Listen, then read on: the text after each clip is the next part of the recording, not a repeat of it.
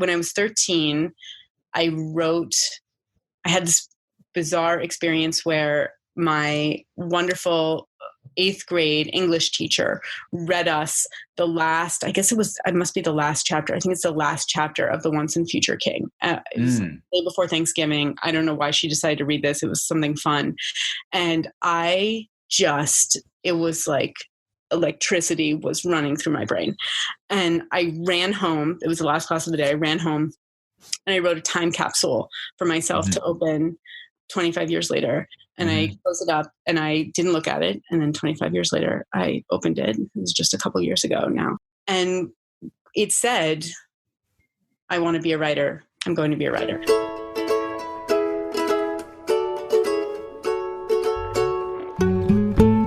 From Brandeis University, welcome to Recall This Book, a Public Books affiliated podcast.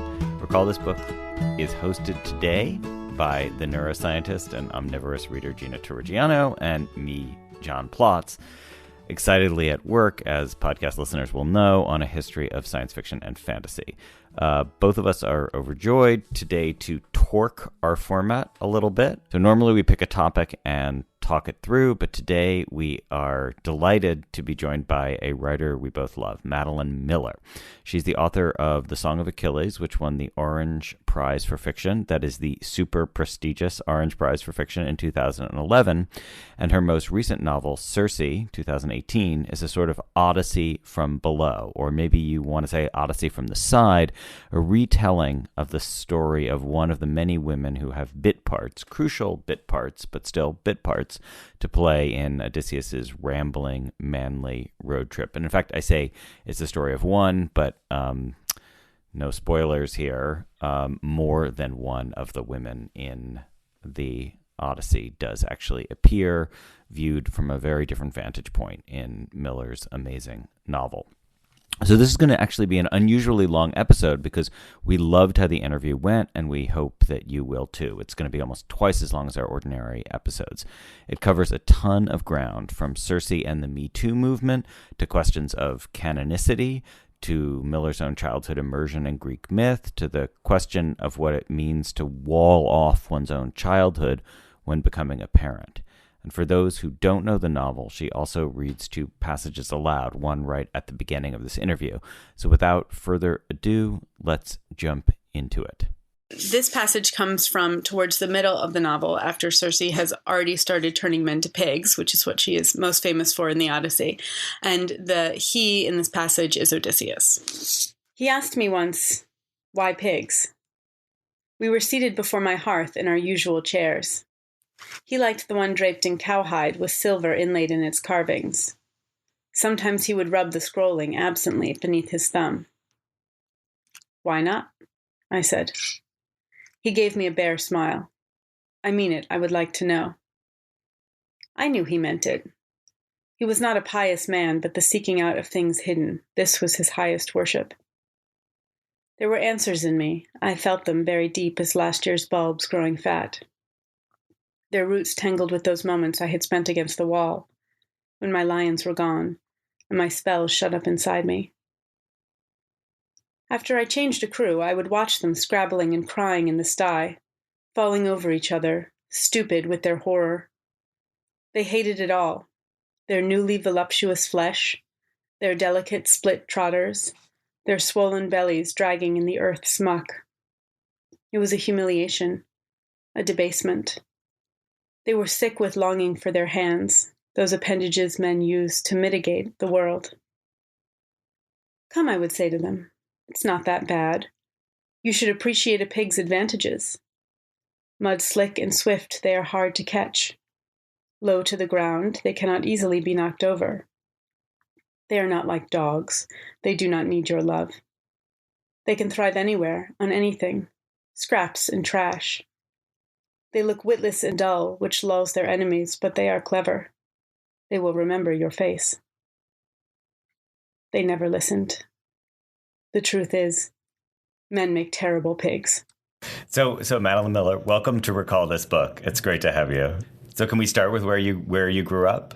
So I was born in Boston, but when I was about a year old, my parents moved to New York City. So I grew up in New York City, in Manhattan, and close enough that, we could go to the Metropolitan Museum of Art, which was a huge part of my growing up. My mom would take me sort of at least once a month, and we would go and look at the Greek and Roman collections and the Egyptian collections as well. Those were my favorite. My poor mother, I think she always wanted to go look at the Impressionists, but I was very insistent.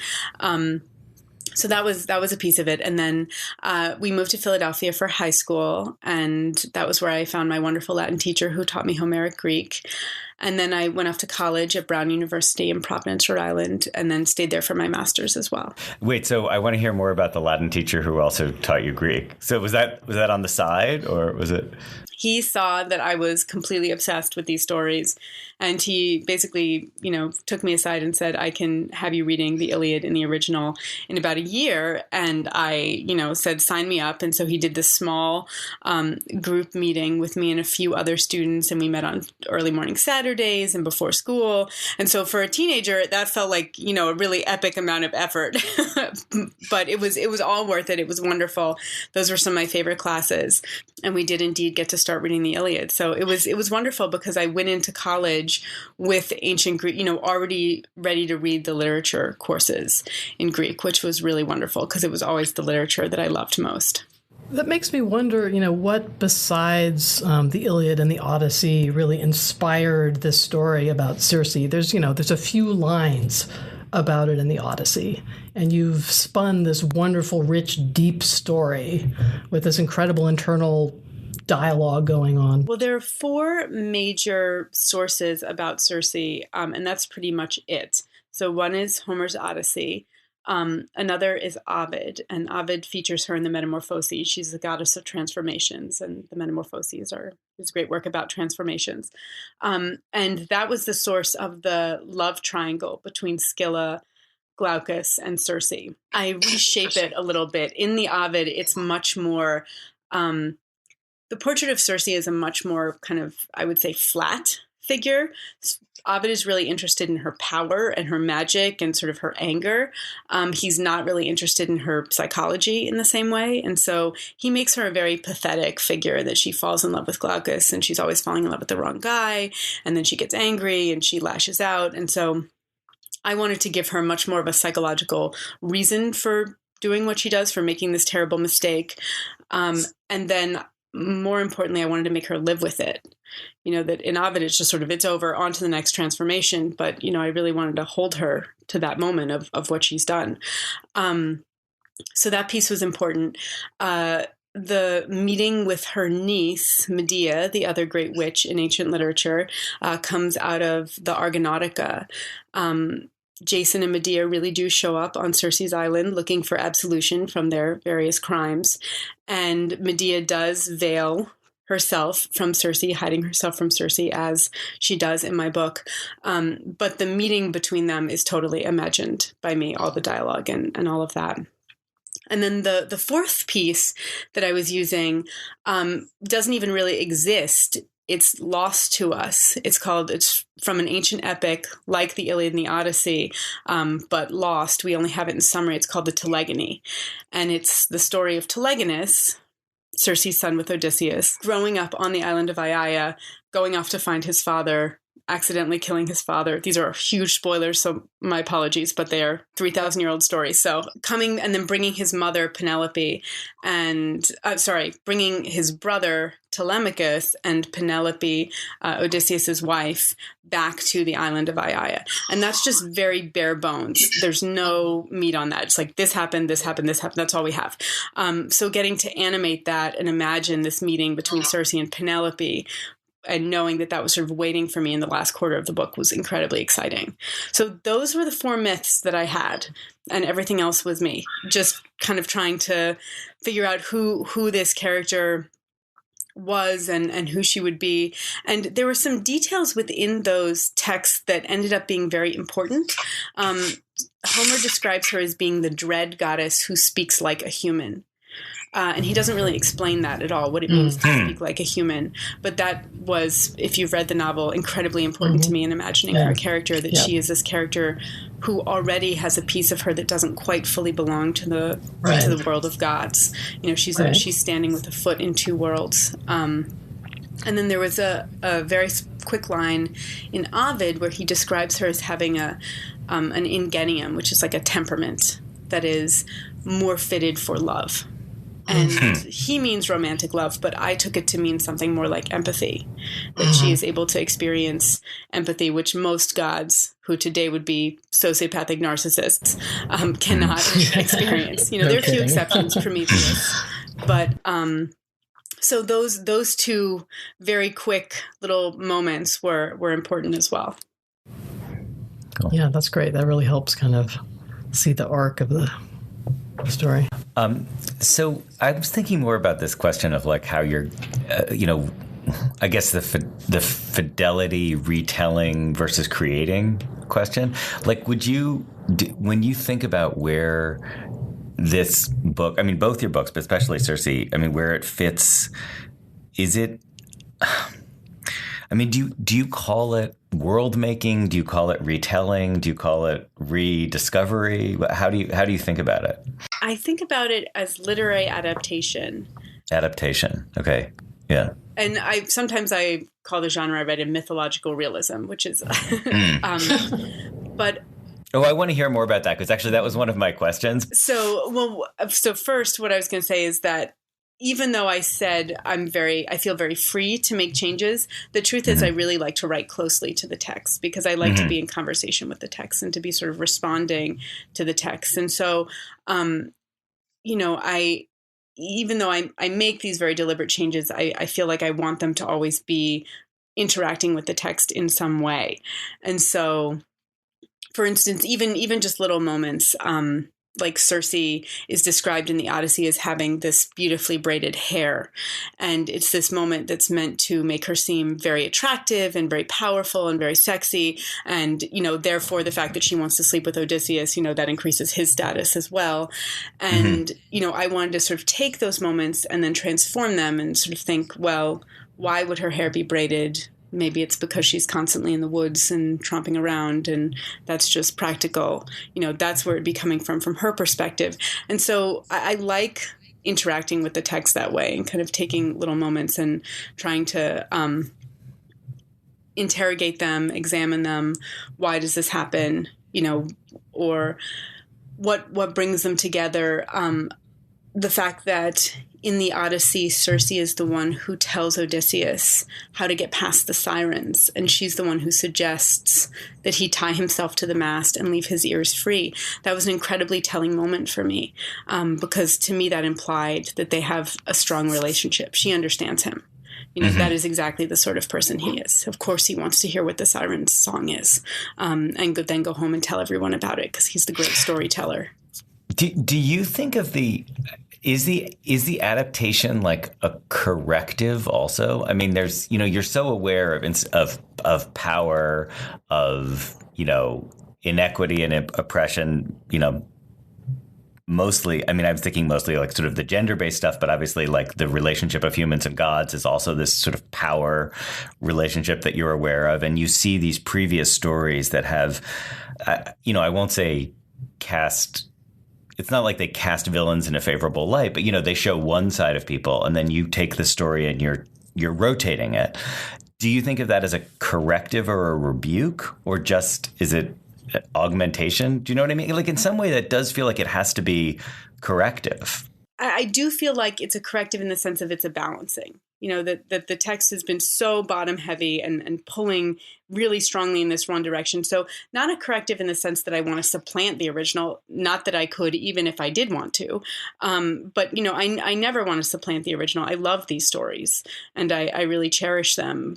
But to bring balance to the perspective, to say, okay, we've had, 3,000 years of the male heroic tradition. Can we just pull on that a little bit and bring the female voices up?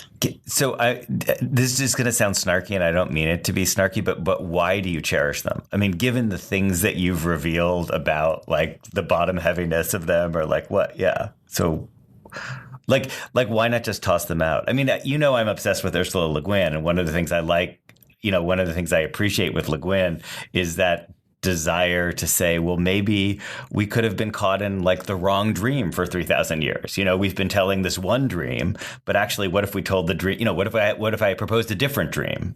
Yeah. Yes. I mean, I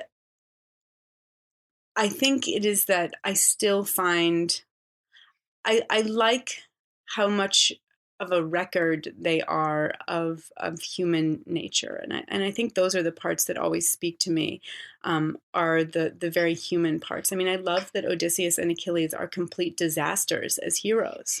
They make terrible mistakes. They're incredibly proud and angry, and they rain destruction down on the people around them, the people that they love, not just their enemies. And Achilles' name means likely. I mean, there are a couple different etymologies for it, but likely his name comes from grief to the people. And Odysseus's name is related etymologically for the word for, to be hated. And so I don't, even though they are, this very traditional male-centered perspective, I think that they're also ways to look at them that are built in, that are saying, Achilles is not who you would choose as an ideal hero necessarily, or Odysseus, or they're not a hero in the way we talk about heroes today as moral exemplars. They're these larger than life figures who make terrible mistakes, like we all make mistakes. And in sort of seeing their mistakes, we connect with our own, humanity and flawed nature. And so I love that part of it. I think that's what really speaks to me is the humanness of the story. And I think I just don't want it to be, and I connect to, to all the characters, male and female, and, characters who are different from me. And so I love that part. But I guess I would say that I do want it to be a corrective in that I want it to be out there as another strong version of the story. Mm-hmm. I reread the Odyssey just a couple months ago, this new translation, and was struck by exactly that, this the humanity in these characters at the same time that there are aspects of their relationships with the gods that you absolutely can't really relate to. There's also this just human aspect of their vanity, their frailty, their uncertainty, their stupidity, their longing for the connection with their families. It's sort of this remarkable thing that speaks to you through, these many, many thousands of years, right? But I also remember when I was a kid, the first time I read the Odyssey, and being so disappointed that you only got these little glimpses of these stories through Odysseus's, boastful storytelling, right? And I always wanted to know more about these characters, and one of them was Circe, but also other characters like Polyphemus. I wanted to know what was his story, right? So I wonder, where do you see yourself? I mean, could you imagine wanting to tell more of these stories? Absolutely. And Polyphemus in particular, you mentioned the Emily Wilson translation, which I love. And I think she is doing a lot of the same stuff, kind of trying to provide a corrective to some of the traditions of interpretation as well as to the original. And so she titles the Polyphemus chapter, I think it's A Pirate in a Shepherd's Cave, which is a real reversal of the way we look at the dynamic of that, which I love. And I think I was looking at a similar thing with Odysseus, which is that today we love Odysseus is one of the most beloved heroes. And I think, there's James Joyce and there's the Tennyson poem, and we see him as this, he's the smart one. But the ancients thought he was a very difficult and problematic character. And usually he was the villain in most of the ancient pieces, the Odyssey accepted. Sophocles made him the villain. And, he showed up as a very negative, lying, deceitful, corrupt character. In a lot of the stories. And so that was another thing I wanted to kind of bring in. I wanted to bring in some of the darkness of his character, which I think Emily Wilson also brings out. She doesn't soft pedal some of his more violent and, frightening moments. Right. The two faces of the trickster character. Yes. Right. Yes. Hey, Madeline, do you ever get a version of the kind of, stuffy old Western canon? Like, in other words, you're telling the stories that are like, I hear you, everything you're saying totally resonates with me. And as someone who grew up with, Mary Renault, as well as reading, the original stuff, I love the world of like adaptation and re-understanding. But do you get a version of the question that says, well, yeah, but you're just doing these are just the stories that we've been kind of spoon-fed as part of our canon. So it's to stay within that world is to kind of buy into a pre-existing, privileged Western patriarchal canon, I mean, I haven't gotten that very much, and but I understand if someone wanted to say that to me, because I think that is a totally valid perspective. Why aren't we bringing in new stories that have nothing to do with this history? And I think my answer is I want those stories too. It's just these are the ones that I feel impelled to tell, because I feel like I can do something with them where I can bring out those silenced voices within that. But Yep. I very much want there to be people working outside of them as well. Can you imagine writing mythological realism of the present day? Like, could you imagine? I'm not saying Percy Jackson, in which, the gods go to summer camp, but I mean, could you imagine contemporary mythological realism? Absolutely. Absolutely. And in some sense, I think that is what, but I also almost don't think you need to even do that. I mean, I think we've had narcissists in control of, popping up and sort of making things all about them for millennia. And those stories about abuse of power and, wanting to draw all attention to yourself and define the narrative. I mean, those are things the ancients understood. And so I think you could absolutely translate it to modern times, but I think that it's all there in the original too. And so you don't necessarily have to move it into the modern world to make the point. So like your books have been, especially Circe has made like this immense impression on readers, right? Do you understand that? Like when you talk to your readers, when you meet them at readings or whatever, what do you think people are like? Do you think it's that contemporary dimension that people are responding to? Like, do you think they're seeing present day in these stories, or do you think they like the distance that it creates, like the ability to go back to those old stories? I think it's both. I think I hear from readers who are experiencing it both ways, which makes me really happy, because I wanted it to both sort of interrogate the original, but also sort of say, but look how it's still us. It's still people struggling with the same things.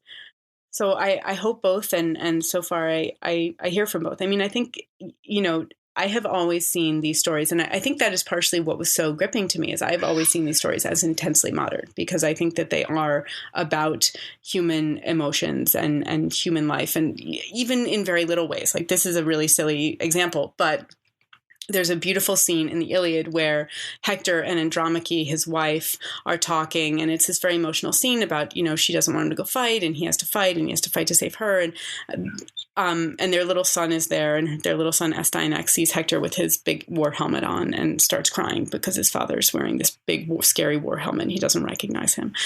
And then the other day, I was with my husband and our little daughter, and he put on his baseball cap for the first time. She'd never seen it before, and she just lost it. It was like he became a monster to her. And I was like, this is it.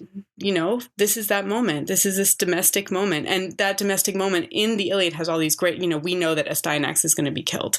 We know that Andromache is going to be taken. So it has a much darker, but it is also, I think Homer also understands those very sort of sweet, simple family person interactions. And so I love that. And I always want to bring those moments out. Yeah. Have people asked you to push it even more? Like, have you been asked to write like editorials about, Me Too, Circe and the Me Too moment or anything like that? Like, have you been asked to draw the explicit connections or? And do you resist? In fact, I'm working on one of these right now. I don't. I am a bad editorial writer because I have to feel completely passionate about what I'm saying. I can't just sort of, and because I'm used to working from an academic background, 1,500 words feels grossly inadequate to me. Yeah. And I kind of can't like wrap it up with a bow in 1,500 words. So I'm constantly like fighting my nature when I write those. Yeah. Though you're okay. I really hope I'm getting the title right, but I read your amazing short story. It's like a Kindle single. It's Galatea, isn't it? Is that right? Okay, yeah. So that's pretty. I mean, it's not 1,500 words, but it's short and it's very it feels very pointed to me. Yes, it was, and that. But that's okay because that was a fictional world, and that was exactly the size of the world that I wanted. I never thought about making that a novel. It sort of came to me as a short story, and that was just the size that I wanted for it. So in fiction, I feel like I can work large or small, but in nonfiction, I always want to work large. Yeah. Hey, would this be an okay time to ask you to read that Prometheus section? Because I feel like Prometheus is an interesting character to think with. I think it actually relates to Gina's point about people who are on a path towards mortality. I mean, that Prometheus is her first indication of there being this other world. I don't know, this other way to be a god, maybe, or to be kind of a god. And yeah. Well, and this is going back to sort of the parts of the story that to me feel very modern. I think everyone's childhood is to some extent growing up in a cave underground, or, that what we see as our family, we take that for the whole world. And that at some point you leave the cave and you look back and you realize the ways that your family is different or strange or, good or bad or whatever, the way that they stand out. And so I think Circe is in this state where she has started to feel alienated from her family, but she doesn't really understand why, because she doesn't know what the other options are. She can't imagine a life outside of them. There's just this feeling of wrongness. And so Prometheus is very important because he is another character who is alienated and who can sort of speak to that. The blindfold had slipped from my uncle's face. His eyes were closed and his chin drooped on his chest. His back hung in gilded shreds. I had heard my uncle say that Zeus had given him the chance to beg on his knees for lesser punishment. He had refused. I was the only one left. The smell of ichor drenched the air, thick as honey. The rivulets of molten blood were still tracing down his legs. My pulse struck in my veins. Did he know I was there? I took a careful step towards him. His chest rose and fell with a soft rasping sound. Lord Prometheus? My voice was thin in the echoing room. His head lifted to me. Open, his eyes were handsome, large and dark and long-lashed. His cheeks were smooth and beardless, yet there was something about him that was as ancient as my grandfather. I could bring you nectar, I said. His gaze rested on mine. I would thank you for that, he said. His voice was resonant as aged wood. It was the first time I had heard it. He had not cried out once in all his torment. I turned. My breaths came fast as I walked through the corridors to the feasting hall, filled with laughing gods. Across the room, the Fury was toasting with an immense goblet embossed with a Gorgon's leering face. She had not forbidden anyone to speak to Prometheus, but that was nothing. Her business was offense. I imagined her infernal voice howling out my name. I imagined manacles rattling on my wrist and the whip striking from the air. But my mind could not imagine further than that. I had never felt a lash. I did not know the color of my blood. I really like the point you're making there about the circle, like the circumscribed world giving way to a larger world. It just seems such a useful, like it's just a very illuminating way to think about what you're doing in terms of opening up the different spaces here.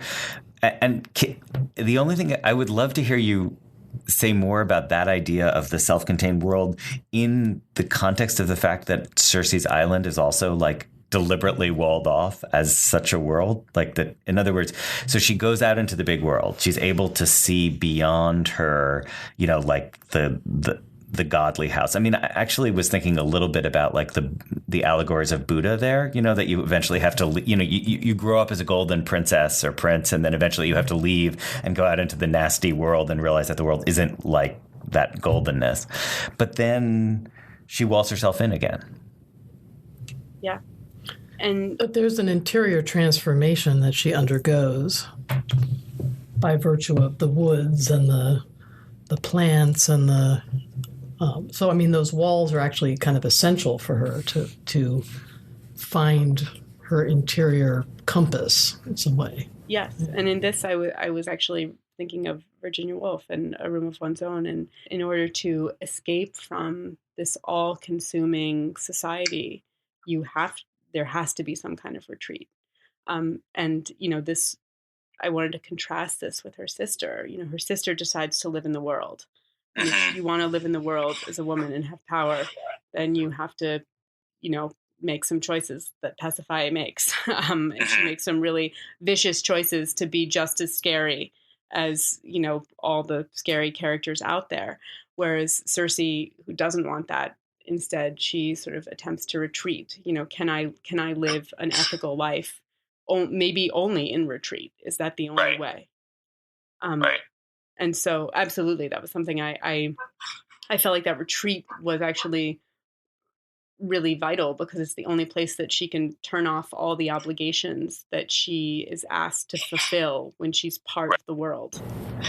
Right. Though then, of course, it becomes the site of all these other obligations. I mean, like a jail, I guess. And then also it's the place where she raises her own child. And for him, it becomes like the same thing, an enclosed world, right? So. Yes. And I think that there is, this is a very psychological thing that really doesn't have to do with the myths at all. But I think one of the things I've always been interested in is how parents, so often we hear the story that parents who have been abused as children, either emotionally or physically, they then grow up and become abusers as well. And that is often a very hard road, I think, for parents who have come from terrible or difficult families when they raise their own children. If they want to take a better path, they basically have to wall off their past from their child. That their past is something that they don't want to leak onto their child at all. And so they sort of have to become this pastless person. And it's I think it's a very lonely way to raise a child, but also very moral, because, she's trying to do the right thing and not pass it on. And so that really has nothing to do with the myth at all. But I find that such a moving thing, that such a sacrifice that I think parents make who have come from these difficult backgrounds, but who are trying to raise their child in a different world. Cool. Hey, did you have a vocation moment, like however defined, like an on the road to Damascus moment, which about like, this is what I want to do? Like, yes, I did. At least for directing and for teaching, I did. For writing, I was much more kind of backing into it, only because not because I didn't want to write since I was a child, because I did, but I was afraid to claim it. Speaking of Greek mythology, I had a lot of hubris fear when I was younger, and, I felt like I couldn't say it, otherwise the, lightning bolts would come down. But when I was 13, I had this bizarre experience where my wonderful 8th grade English teacher read us it must be the last chapter. I think it's the last chapter of The Once and Future King. It was like the day before Thanksgiving. I don't know why she decided to read this. It was something fun. And it was like electricity was running through my brain. And I ran home. It was the last class of the day. I ran home and I wrote a time capsule for myself to open 25 years later, and I closed it up and I didn't look at it. And then 25 years later, I opened it. It was just a couple years ago now. And it said, I want to be a writer. I'm going to be a writer. But I had like hidden that from myself. I had put it. Wow. And so you didn't remember what it said. Like when you opened it up, you didn't remember. And I was shocked to say that, to see myself claiming that at 13. And That's amazing. That's pretty funny. Wow. What if it had said, I want to be a fireman? Would you go start taking classes in firefighting?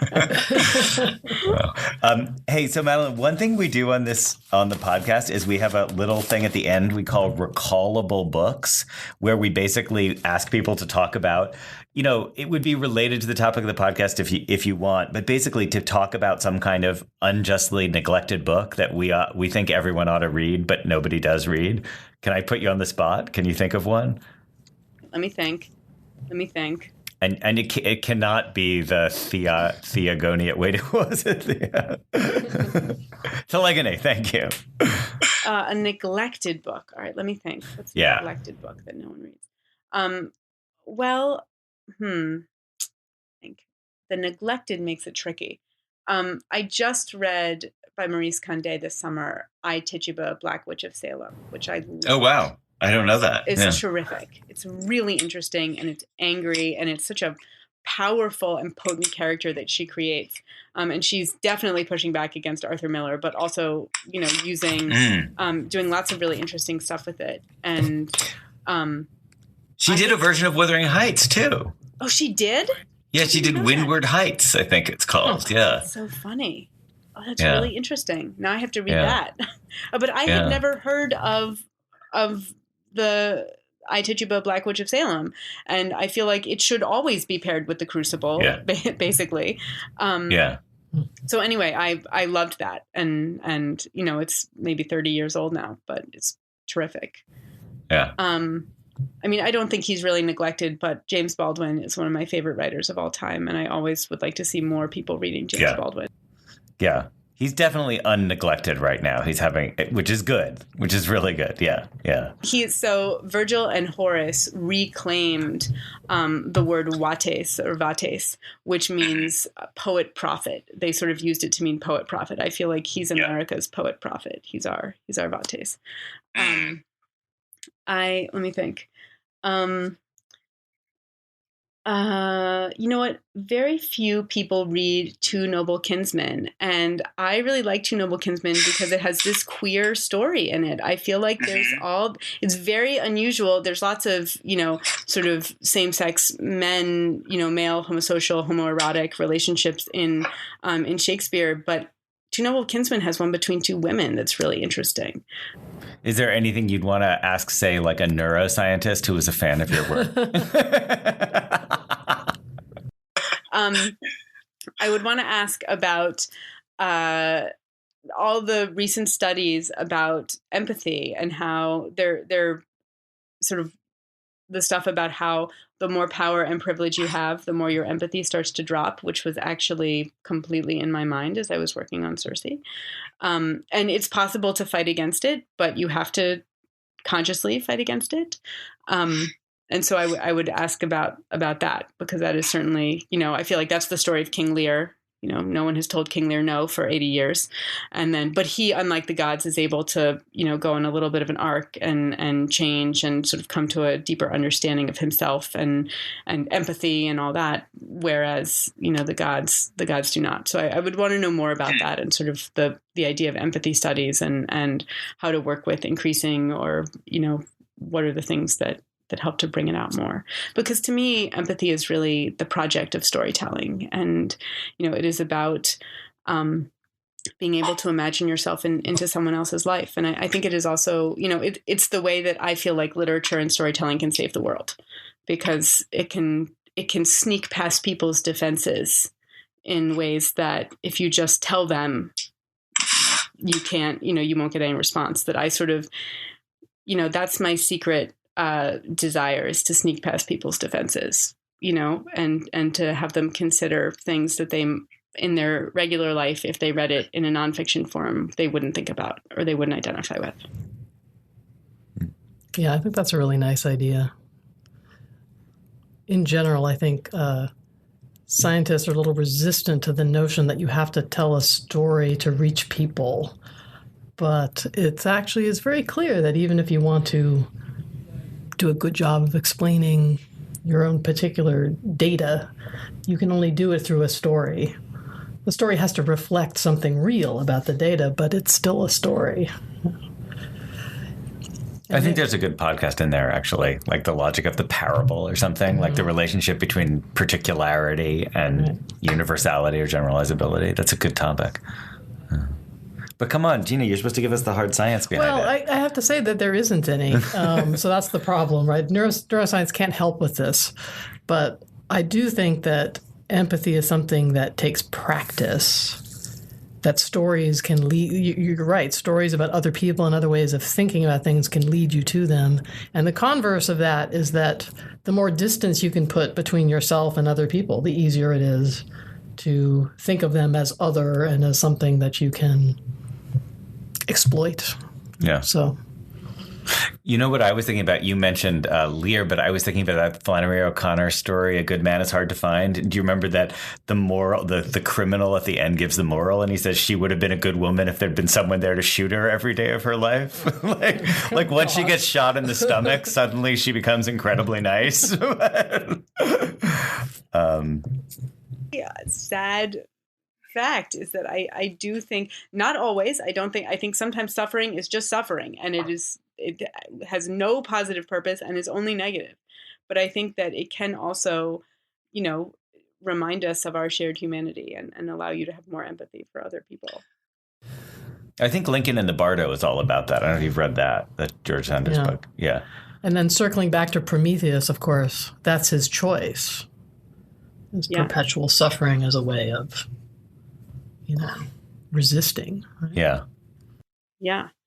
And that story, I didn't find a way to work this in because it just didn't belong. But the way one version of the story of the Prometheus story, the way it wraps up is that Zeus agrees to release him after, centuries of torment if someone else will give up their immortality, a sort of payment.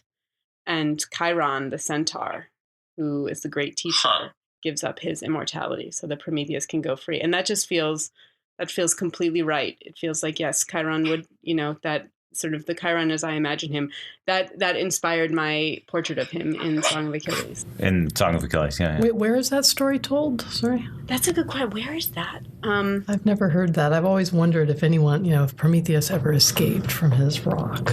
See if I can't remember where that comes from. It sounds familiar to me. Like I know I read that in Edith Hamilton or something, but I don't know where. Yeah. Hey, Madeline, thank you so much, especially for blocking out so much time and listening to all my annoying emails about microphones and things. I think the sound was great. So much my pleasure. Thank you for such great questions. Yeah, this was super fun. It was really great to get a chance to talk to you about this book. Recall This Book is the brainchild of John Plotz and Elizabeth Ferry. It's affiliated with Public Books and is recorded and edited at Brandeis University by Plotz, Ferry, and a cadre of colleagues here in the Boston area and beyond. Our music comes from Eric Chaslow and Barbara Cassidy. Sound editing is by Anil Tripathi, and production assistance from Matthew Schratz. Mark DeLello advises on technological matters, and we appreciate the support of University Librarian Matthew Sheehy and Dean Dorothy Hodgson. We always want to hear from you with your comments, criticism, or suggestions for future episodes. You can email us, contact us via Twitter, or reach us directly via our Facebook page or our website, recallthisbook.org, where you'll also find links to the texts discussed today and suggestions for further reading and listening. So in recent episodes, Gina Torrigiano, who you just heard today, discussed opiate addiction with Elizabeth Ferry and me, and the sculptor Tori Fair made the case for artistic minimalism. And that one features a micro-performance of one of Beckett's greatest and certainly shortest plays. And in upcoming episodes, we're going to hear from Martin Puchner about the history of writing, and also in a first, we're going to have a collaboration with Harvard's Mahindra Humanities Center, an episode that is recorded live in front of not a studio, but a lecture hall audience. And in that episode, you'll hear me arguing about distraction with Bard Professor Marina von Zeulen, who has a wonderful book on the topic. I perform a Monty Python monologue about word association football, and Marina dishes about what it means to get a brain scan. So all that and more from Recall This Book. Thanks for listening.